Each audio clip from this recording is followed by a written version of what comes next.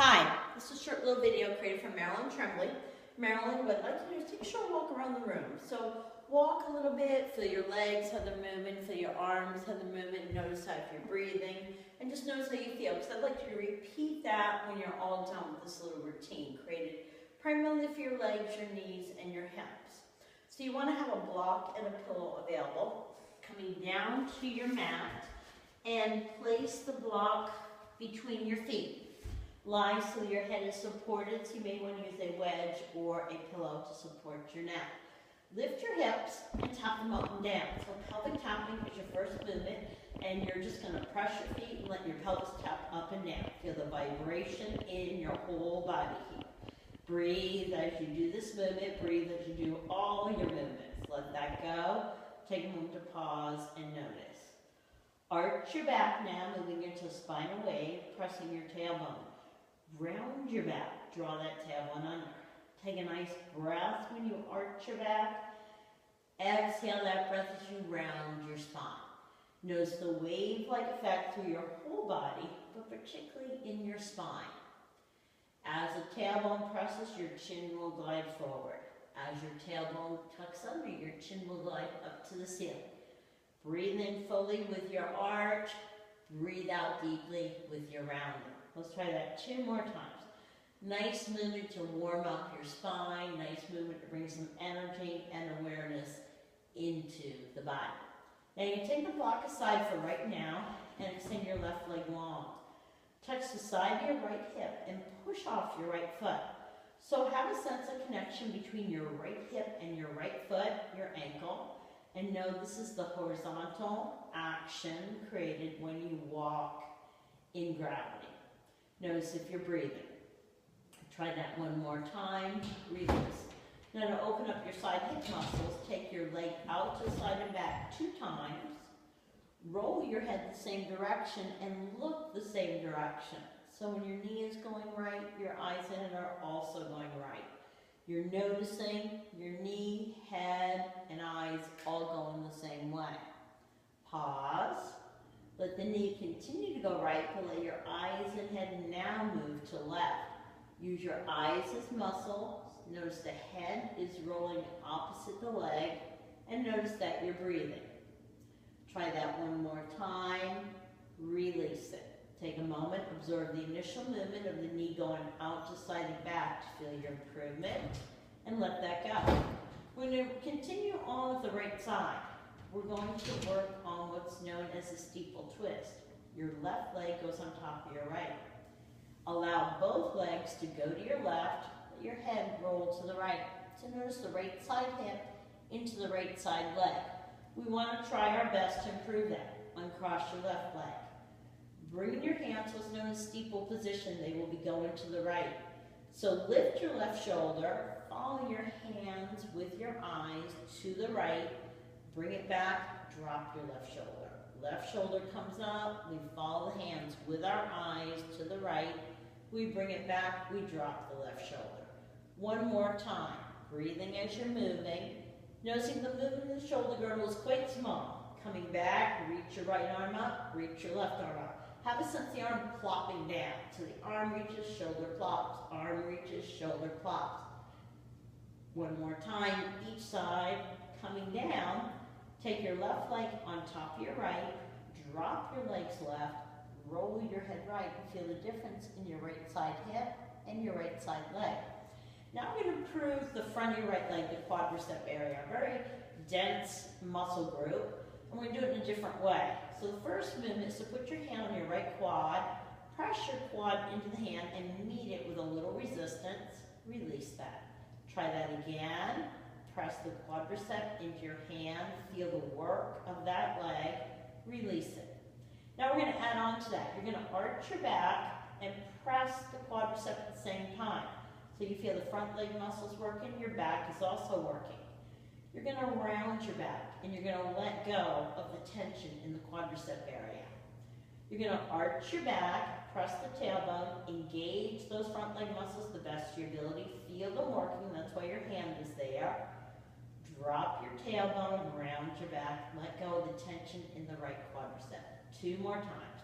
Keep your breathing. Arch your back, Feel the work happening in the quadriceps. Round your back. Feel the nice lengthening in your lower back and letting go of tension in that front leg area. One more time.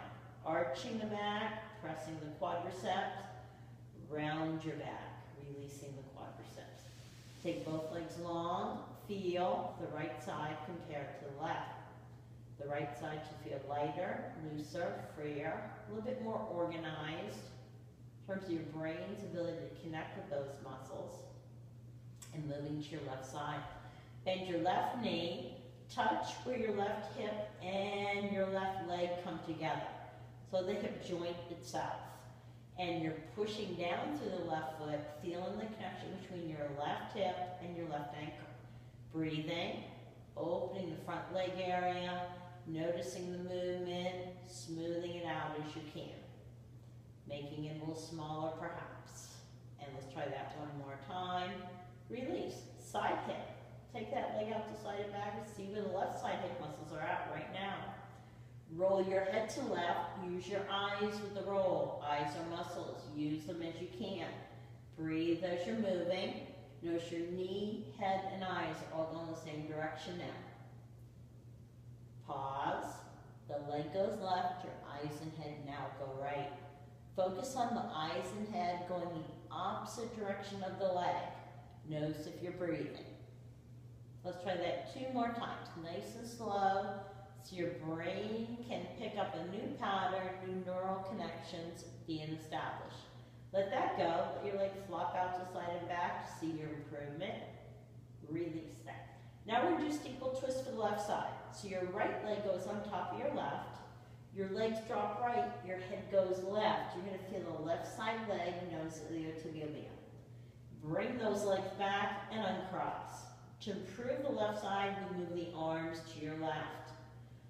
Follow those hands with your eyes to the left.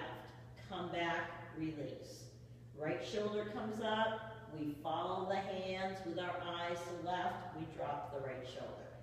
Right shoulder up, eyes and head go left, drop. 1 or 2 more times, keeping our breathing going, keeping our awareness there at all times. Last time, nice and easy. Bring it back, release it. Come back, take your right leg on top of your left, drop your legs right, roll your head left, feel your left side hip, your left iliotibial band. Now we need to work that left quadricep. So place your hand on your left quad, press and resist, feel the muscle chain working, release it. Press and resist again, feel it working again, release it.